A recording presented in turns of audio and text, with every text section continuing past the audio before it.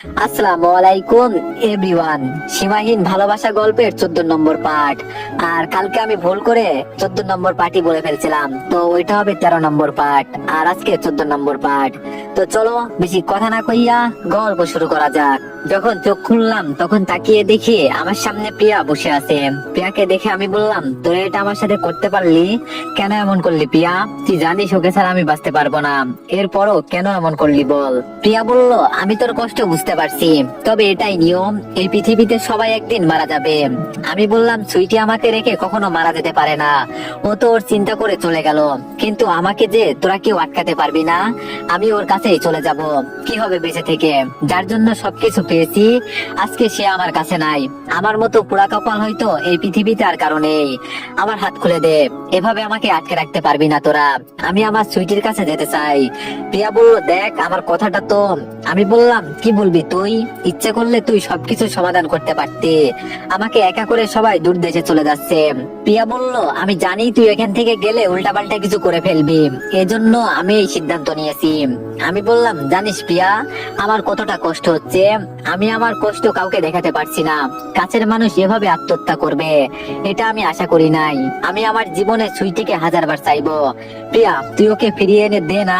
আমার এই এক জীবনে আমি কিছু চাই না, শুধু সুইটিকে চাই। আমি তোকে ছাড়া আমি অসহায়, আমি এখন জীবিত লাশ হয়ে গেছি। স্যার বলল, দেখো বাবা, আমি তোমার কষ্ট বুঝতে পারছি, তবে মেয়েটা যে এভাবে আত্মহত্যা করবে এটা আমরা কেউ জানতাম না। আমি বললাম, যদি আমার এই পৃথিবীতে বেঁচে থাকতে হয়, তাহলে যাদের কারণে আমার সুইটি আত্মহত্যা করেছে তাদের আমি কেটে টুকরো টুকরো করে মারবো। প্রিয়া বলল, বাবা তোমাকে না বলছি কাজীকে নিয়ে আসতে? কাজীকে আসছে? স্যার বলল, আসছে। ওনাকে কি আমি ভিতরে আসতে বলবো? প্রিয়া বলল, না বাবা, এখন তুমি একটু বাইরে যাও, আগে আমি ওকে সবকিছু বুঝিয়ে দিই। স্যার দরজা লাগিয়ে বাইরে যেতেই প্রিয়া আমার হাত ধরে বলল, আসলে সুইটির মতো কোনো মেয়ে হয় না। একটা মানুষ একটা ছেলেকে এতটা ভালোবাসতে পারে কিভাবে? আমার তো মনে হয় ইতিহাসের পাতায় এমন কোনো কাহিনী নেই। ওর ভালোবাসার কাছে দুনিয়া সবকিছু হার মানবে। সুইটি মারা যাওয়ার আগে আমাকে একটা চিঠি দিয়ে গিয়েছিল, ওখানে লেখা ছিল, আমার মৃত্যুর সময় আমার ভালোবাসার মানুষটা খুব অসহায় হয়ে যাবে, ও আমার মৃত্যুর খবর শুনে নিজেকে মানাতে পারবে না। আমি আমার স্যারকে খুব ভালো করে চিনি, ওনাকে যদি বলতাম, স্যার আমার জন্য আপনার মাথাটা কেটে দিতে, উনি হাসতে হাসতে তাই করতে পারতো। আপু, আমার আজকে সেই দিন, হয়তো আর কখনো এই পৃথিবীর মুখ দেখা হবে না। খুব ইচ্ছে ছিল ভালোবাসার মানুষের সাথে সংসার করা, এটা আর হলো না। আপু, আমার বেবিটার দায়িত্ব নিও তুমি, ও আমাকে ছাড়া খুব খুব অসহায় আপু, ওকে বিয়ে করে ওর মন থেকে সবকিছু দূর করে দাও, ও যেন কোনোদিন কষ্ট না পায়, আমি এটাই চাই তোমার কাছে।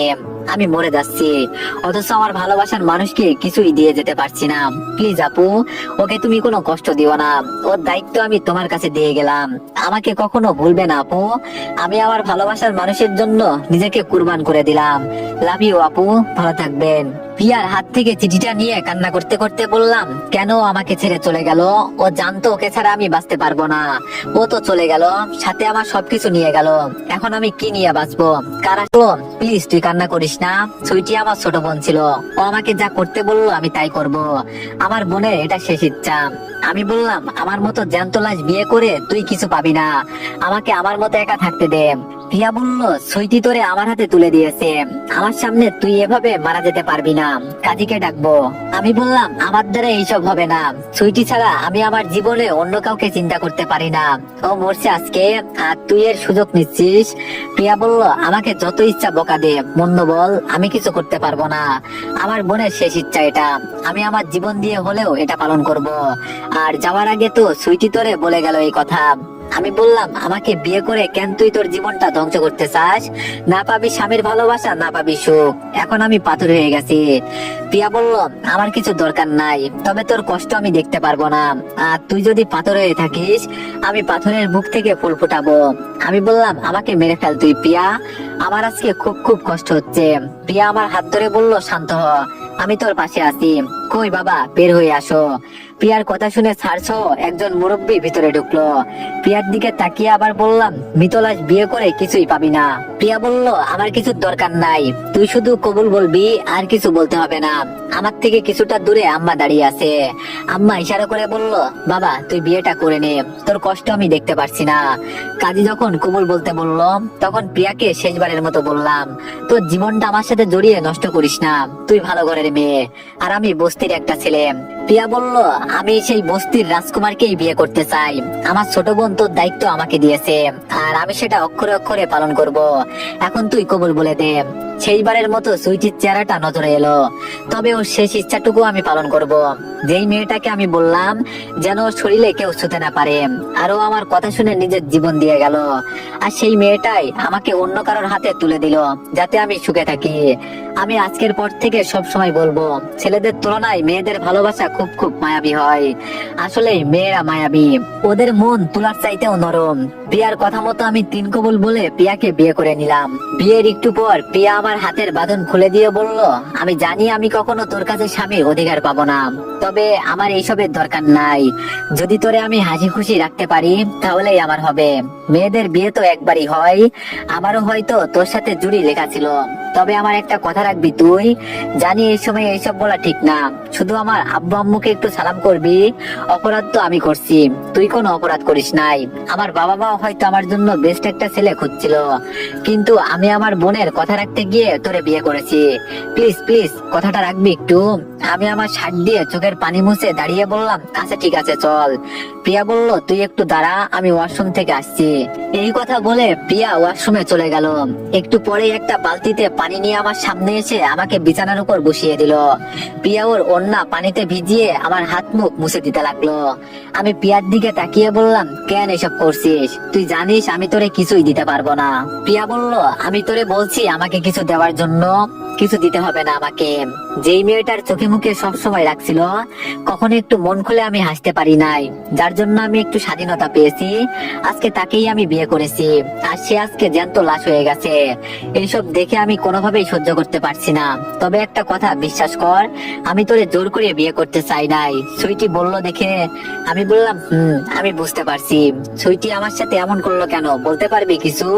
আমি ওর জন্য সবকিছু করতে পর্যন্ত রাজি ছিলাম, আর সুইটি কিনা আমাকে কিছু না বলে এভাবে চলে গেল।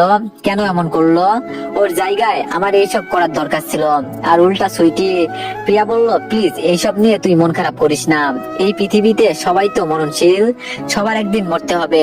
এখন নিচে চল প্লিজ। প্রিয়ার সাথে হেঁটে নিচে চলে গেলাম।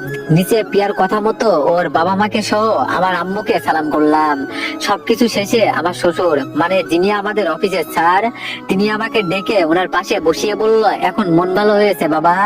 আমি বললাম, আপনাকে কি বলবো স্যার, বলার মতো কোনো ভাষা নাই। কারো প্রিয় মানুষ মারা গেলে তার যে কতটা কষ্ট হয় এটা শুধু সে জানে। আমি নিজেকে কোনোভাবেই মানাতে পারছি না। স্যার বলল, আমি তোমার কথা বুঝতে পারছি বাবা, তবে মেয়েটা হঠাৎ করে এমন করবে আমরা ভাবতেও পারি নাই। আমি বললাম, সুমনের বিষয়ে কিছু জানেন স্যার? স্যার বলল, স্যার বলতে হবে না, আমাকে বাবা বলে ডাকবে।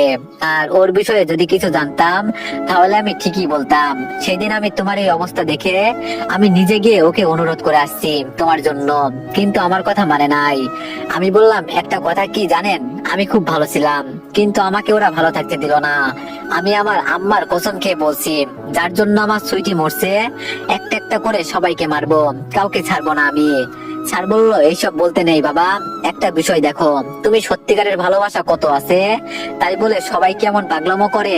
আমার একটাই মেয়ে বাবা, সরকারি চাকরিওয়ালা অনেক ছেলে ছিল ওকে বিয়ে করার জন্য, শেষে তোমার এই অবস্থা দেখে তোমাকে বিয়ে করে নিল। এভাবে নিজে কষ্ট পেয়ে আমার মেয়েটাকে কোনো কষ্ট দিও না বাবা, ওর কষ্ট আমি সহ্য করতে পারবো না। আমি শুধু মাথা নিচু করে বললাম, চেষ্টা করবো আমি। তবে আমি ওকে আগেই বলছি যে আমার সাথে তোমার জীবন জড়িয়ে তুমি তোমার জীবনটা নষ্ট করবে না। প্রিয়া আমার হাত ধরে ওর বাবাকে বলল, বাবা তুমিও না এইসব কি কথা শুরু করে দিলে, এমনি ওর মন মানসিকতা ভালো না, এই তুমি চলো আমার সাথে। প্রিয়া আমাকে টেনে আবার উপরে নিয়ে গেল। প্রিয়া আমাকে রুমের ভিতরে ঢুকিয়ে দিয়ে বলল, তুমি এখন একটু ঘুমাও, ঠিক আছে, আমি বাবার সাথে একটু কথা বলবো। আমি বললাম, আমাকে একটু সুইটির কবরের পাশে নিয়ে যাবে? প্রিয়া বলল, এখন নিয়ে গেলে তুমি পাগলামো করবে, কয়েকটা দিন যাক, আগে পরে নিয়ে যাব। আমি বললাম, প্রিয়া সুইটির কবরটা আমি একটু দেখতে চাই, প্লিজ প্রিয়া প্লিজ। প্রিয়া বলল, আচ্ছা ঠিক আছে চলেন, তবে বেশি কান্না করবেন না কিন্তু বলে দিলাম। প্রিয়া আমাকে একটা কবরস্থানে নিয়ে গেল। দূর থেকে একটা কবর দেখিয়ে বলল এখানেই সুইটিকে রাখা হয়েছে। আমি ধীরে ধীরে হেঁটে কবরের পাশে বসে কান্না করতে লাগলাম। আজকে খুব করে বলতে ইচ্ছা করছে, সত্যি কি তুমি ভাবো আমি তোমাকে একদিন ভুলে যাব? তোমাকে ভুলে যাওয়া কি এতই সহজ? এতই কি সস্তা ছিলে তুমি আমার কাছে? হয়তো তুমি বোঝোনি, হয়তো তুমি খেয়াল করোনি, তুমি আমার কাছে কি ছিলে? তুমি ছিলে আমার জীবনের সেই অধ্যায়, যাকে আমার এই জীবন থেকে আমি চাইলেও মুছে ফেলতে পারবো না। হয়তো এই অধ্যায়ের পাতাগুলো আমি ছিঁড়ে ফেলতে পারবো, কিন্তু এই অধ্যায়ের হাজার হাজার কপি আছে আমার কাছে। কিভাবে ভুলে যাব বলো তোমাকে আমি?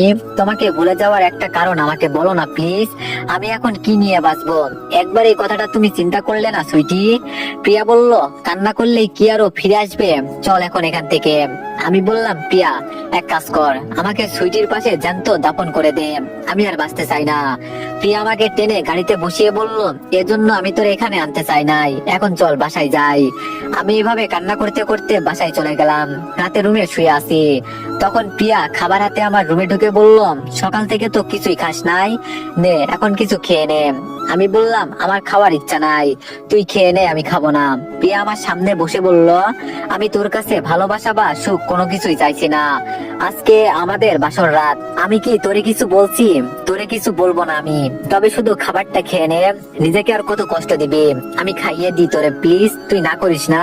কি আর করব, প্রিয়ার জোরাজুরিতে খেতে লাগলাম। খাবার শেষ হতে প্রিয়া বলল, তোর যদি অসুবিধা হয় তাহলে আমি অন্য রুমে থাকবো, তবে আমি যদি বিয়ের পর অন্য রুমে থাকি তাহলে আমার বাবা মা মনে করবে।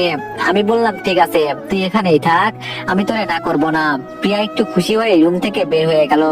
প্রিয়া যেতেই আম্মা দরজার কাছে দাঁড়িয়ে বলল, বাবা আমি কি ভিতরে আসবো? আমি বললাম, আম্মা আসো। আম্মু ভিতরে এসে বলল, এই শহরটা আমার কাছে বিষের মতো হয়ে গেছে, আমাকে গ্রামে নিয়ে চল না বাবা, এখানে থাকতে আমার আর ইচ্ছে করছে না। আমি বললাম, কিছু কাজ আছে, সেগুলো শেষ হলেই গ্রামের বাড়িতে চলে যাব, কোনো চিন্তা করবেন না আম্মা। আম্মা আমার মাথায় হাত দিয়ে বলল, দেখ বাবা, প্রিয়া মেয়েটা মোটামুটি ভালোই আছে, আমি বলি কি ওকে মেনে নে। যেই মেয়েটা মারা গেছে তাকে শত ডাকলেও কি আসবে বাবা? তোর জন্য না হলেও আমার জন্য মেনে নে, একা একা আমার আর ভালো লাগে না। আমি কি বলতে চাইছি তুই হয়তো ভালো করে বুঝতে পারলি। নিজের ছেলে এভাবে কষ্ট পেয়ে তিলে তিলে শেষ হয়ে যাচ্ছে, এটা দেখার জন্য কি আমি এই শহরে আসছিলাম? এমন কিছু হবে জানলে কখনো এই শহরে আসতাম না। গ্রামে একটা ভালো মেয়ে দেখে তোরে। আমি বললাম, প্লিজ আম্মু এইসব বলবেন না, আমি কথা দিচ্ছি আর এমন কিছু হবে না। প্রিয়া বলল, আমি কি ভিতরে আসবো? আম্মু বলল, ও বৌমা তুমি আসো। প্রিয়া ভিতরে আসতে আম্মু প্রিয়ার হাত ধরে বলল, সবার উঠতে গিয়ে যেহেতু আমার ছেলেকে বিয়ে করলে, তাহলে আমার ছেলেকে ঠিক করার দায়িত্ব তোমার। আর একটা কথা, আমার কিন্তু নাতি চাই, কিভাবে এনে দিবে তা তো আমি জানি না, এখন আমি গেলাম, থাকো তোমরা। আম্মু যাওয়ার পর প্রিয়া বলল, ওনার কথাই কিছু মনে করবেন না, বুড়ো মানুষ তো, যেটা ভালো মনে করে সেটাই বলেন, আপনি উপরে থাকেন আমি নিচে ঘুমাই। আমি বললাম, হঠাৎ করে তুই থেকে আপনি বললি যে? প্রিয়া বলল, আগে তুই বলাটা ঠিক ছিল, কিন্তু এখন তো আপনি আমার স্বামী, আর যদি আপনাকে তুই বলি তাহলে আমার স্বামীকে আমি অসম্মান করলাম। আমি যতটা পরিমাণে আপনাকে সম্মান করেই বলবো। প্রিয়া একটা বালিশ নিয়ে নিচে শুয়ে গেল। আমি এটা দেখে বললাম, প্রিয়া তুই উপরে থাক, আমি বরং। প্রিয়া বলল, না তার আর দরকার নেই, আমি নিচে থাকতে পারবো, একটু কষ্ট হবে এই আর কি, তবে আপনাকে তো কষ্ট পেতে দেওয়া যাবে না। আমি বিছানায় শুয়ে বললাম, হঠাৎ করে আমার বউ হয়ে গেলি, এটা কি তুই মেনে নিতে পারবি আমার মতো ছেলেকে? প্রিয়া বলল, নিজেকে নিজে কখনো খারাপ বলবেন না, আর আমি দেখছি আপনি খুব সুন্দর করে গুছিয়ে ভালোবাসতে পারেন, আপনার মতো এত সুন্দর করে কেউ ভালোবাসা উপস্থাপন করতে পারে না। আমি বললাম, যার জন্যই মনে ভালোবাসা ছিল সে তো হারিয়ে গেছে, সাথে আমার ভালোবাসাও ঠিক হারিয়ে গেছে। প্রিয়া বলল, একটা কথা কি জানেন, একটা মরা গাছে যদি প্রতিদিন নিয়মিত পানি দেওয়া হয় তাহলে সেই গাছটা একদিন না একদিন অবশ্যই জীবিত হবে। আমি এখন আপনার কাছে স্বামীর অধিকার নিয়ে কখনো কথা বলবো না। আপনি যেই দিন আমাকে কাছে টেনে নিবেন সেদিনের পর থেকে আমি আপনার কাছে অধিকার দেখাবো, তবে আমার এই জীবন থাকতে আপনাকে আমি কোনো কষ্ট পেতে দিব না, আমি আর সুইটির মতো ভুল করব না। প্রিয়ার কথা শুনে আমি আর কিছু বললাম না, শুয়ে থেকে শুধু সুইটির কথাগুলো বারবার চিন্তা করছি। তবে সুইটির শেষ ইচ্ছা ছিল আমি কাউকে বিয়ে করে সুখে শান্তিতে সংসার করি। প্রিয়াকে আমি মেনে নিব হয়তো, তবে তার আগে আমার কতগুলো বাকি কাজ সম্পূর্ণ করতে হবে। আমি প্রিয়াকে ডাক দিয়ে বললাম, প্রিয়া ঘুমিয়ে গেলি নাকি? কিন্তু প্রিয়া কোনো কথা বলছে না, হয়তো ঘুমিয়ে গেছে। তবে আমি উপরে শুয়ে আছি আর আমার বউ নিচে শুয়ে আছে, এটা তো ঠিক হলো না। এজন্য প্রিয়াকে কোলে করে নিচ থেকে উপরে শুয়ে আমি ওর পাশে শুয়ে গেলাম। প্রিয়ার দিকে এক দৃষ্টিতে তাকিয়ে আছি, যদিও ওদের দুই বোনের মাঝে অমিল আছে। এরপরেও আমি প্রিয়ার মাঝে আমার সুইটিকে খুঁজে পাই। জানি না এমন কেন হচ্ছে, হয়তোবা সুইটি আমাকে সবকিছু দিয়ে গেছে। প্রিয়ার দিকে তাকিয়ে থাকতে থাকতে কখন যে ঘুমিয়ে গেলাম বলতেও পারি না। ঘুম থেকে উঠে দেখি প্রিয়া আমার বুকের উপর আমাকে শক্ত করে জড়িয়ে ধরে শুয়ে আছে। প্রিয়ার মুখের উপর থেকে চুলগুলো সরিয়ে বললাম, এই বুকে যার জন্য জায়গা ছিল সে আজকে কবরে, আর যাকে কখনো বিয়ে করব না আশা করছিলাম সে আমার বুকের উপর মাথা রেখে ঘুমিয়ে আছে। এটাই হয়তো নিয়তির বড় খেলা। প্রিয়াকে আমার বুকের উপর থেকে সরিয়ে ওয়াশরুমে চলে গেলাম। ফ্রেশ হয়ে ধীরে ধীরে বাসা থেকে বের হয়ে গেলাম। এখন সুমনকে কিভাবে বাসা থেকে বের করা যায় আমি সেই চিন্তাই করছি। হঠাৎ মাথায় একটা আইডিয়া এলো। সুইটির বাবার নাম্বারে কল দিয়ে কণ্ঠটা একটু মোটা করে বললাম, হ্যাঁ আঙ্কেল, কেমন আছেন? সুইটির বাবা আমাকে চিনতে না পেরে বলল, তুমি কে? তোমাকে তো চিনলাম না। আমি বললাম, আঙ্কেল আমাকে আপনি চিনবেন না, সুমন আমাকে ঠিকই চেনে, ওর কাছে ফোনটা দিলে একটু ভালো হতো। আঙ্কেল বলল, ও আচ্ছা ঠিক আছে, আমি দিতাছি। একটু পর সুমন বলল, হ্যালো, কে বলছেন? আমি বললাম, আমাকে আপনি চিনবেন না, আমি ব্যাংক থেকে বলছি, আপনার আশেপাশে কেউ নাই তো? সুমন বলল, না নাই। কেন বলুন তো? আমি বললাম, আমি কোনো একভাবে জানতে পেরেছি সুইটি মারা গেছে। এই মেয়ে আমাদের ব্যাংকে 1 কোটি টাকা রেখে গেছে। যদি এই সম্পর্কে আর কিছু জানতে চান তো এই জায়গায় চলে আসেন। এই কথা বলতেই ফোনটা কেটে দিলাম। আমি জানি টাকার জন্য মানুষ সবকিছু করতে পারে, আর আমিও জানি সুমন টাকার কথা শুনে এখানে চলে আসবে। ওই কথাই আছে না, লোভে পাপ, পাপে মৃত্যু। একটু বসে থাকতেই দেখি সুমন চলে আসলো। আমি সকাল সকাল এখানে আসছি তো এজন্য আশেপাশে তেমন কেউ নেই, আর জায়গাটা বেশ নীরব। সুমন ফোনটা নিয়ে হয়তো আমাকে কল দিবে এখন। আমি মুখে মাস্ক লাগিয়ে ধীরে ধীরে ওর কাছে যেতে লাগলাম। আমি রাত থেকে সবকিছু রেডি করে রাখছি, কিভাবে কি করতে হবে। সুমনের পিছনে দাঁড়িয়ে রুমালটা দিয়ে ওর মুখ চেপে ধরলাম, আর ও পিছনে আমার দিকে তাকিয়ে অজ্ঞান হয়ে আমার উপরে হেলে পড়ে গেল। আমি সুমনকে উঠিয়ে সরাসরি জঙ্গলের ভিতরে ছোট একটা ঘর ছিল ওখানে নিয়ে চলে গেলাম। ওর হাত পা ভালো করে বেঁধে মুখে পানি দিতে সুমন আমাকে সামনে দেখে চোখ বড় বড় করে ফেললো। আমি কান্না মিশ্রিত কণ্ঠে বললাম, তুই না থাকলে আজকে আমার কত সুন্দর একটা সংসার থাকতো, আর তুই আমাদের জীবনে এসে সবকিছু ধ্বংস করে দিলি। তোর জন্য আমার সুইটি আত্মহত্যা করেছে, তোরে আমি ছেড়ে দিব কিভাবে বল? তোরে টুকরো টুকরো করে মারবো আজকে, কেউ আজকে তোরে বাঁচাতে পারবে না। সুমন আমার কথা শুনে কান্না করতে করতে বলল, ভাই আমার ভুল হয়ে গেছে, আমাকে মাফ করে দিন প্লিজ। আমি ভাবছিলাম সুইটিকে বিয়ে করলে ওর নামে সকল সম্পত্তি গুলো আমি পেয়ে যাব। বিশ্বাস করেন ভাই, ও আপনাকে এতটা ভালোবাসে, আমি ওকে বিয়ে করে সত্যি খুব বড় ভুল করে ফেলেছি। প্লিজ ভাইয়া আমাকে মাফ করে দেন, আমার ভুল হয়ে গেছে। আমি পিছন থেকে লম্বা ধারালো ছুরিটা বের করে বললাম, আমার কাছে মাপ চাইবি না, আমি এতটা খারাপ ছিলাম না, আজকে তোদের জন্য আমি খারাপ হয়েছি। যা, তোরে মারবো না, ছেড়ে দিব। তবে কি আমার সুইটিকে ফিরিয়ে দিতে পারবি? সুমন বলল, ভাই আমি লোভে পড়ে এইসব করেছি, আমাকে মাফ করে দেন, আমি বাঁচতে চাই। আমি সুমনের হাতটা ধরে বললাম, এই হাতে সাইন করে আমার সুইটিকে বিয়ে করলি না তুই? ছুরিটা দিয়ে ডান হাত বরাবর জোরে একটা কোপ বসিয়ে দিলাম। সুমনের শরীর থেকে হাতটা ছিটকে দূরে পড়ে গেল।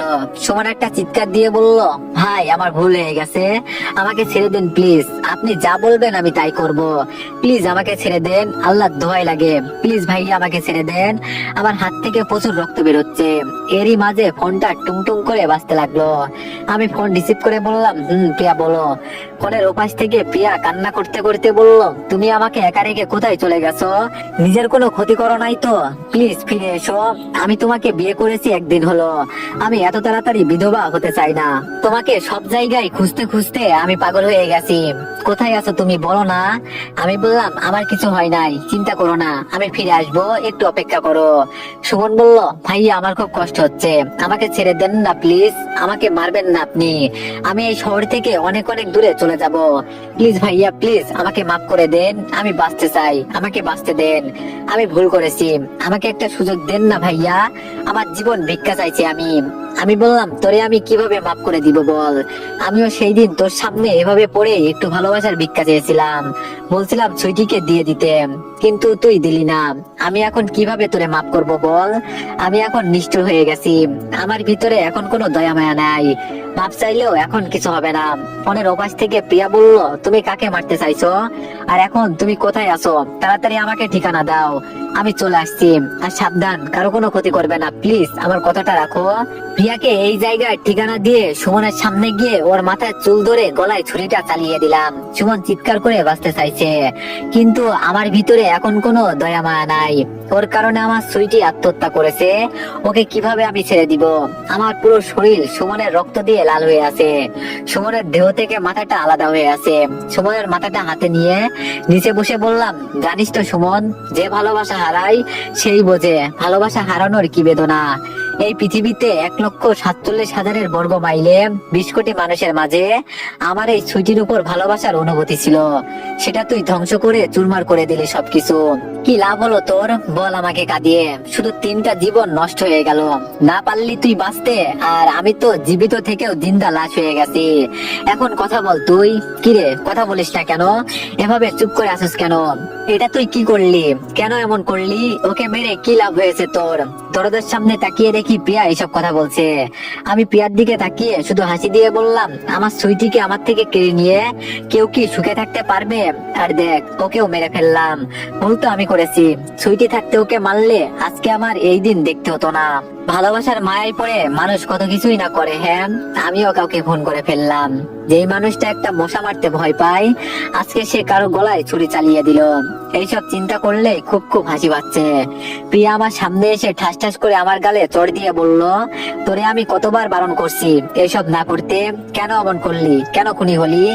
আমি বললাম, আমার জন্য তুই চিন্তা করিস না, তুই বরং বাসায় যা, আমাকে আমার মতোই ছেড়ে দে। কিন্তু আমার কথা না শুনে প্রিয়া ওর ওড়না দিয়ে আমার শরীর ঢেকে বলল, চুপচাপ চল আমার সাথে, কোনো কথা বলবি না।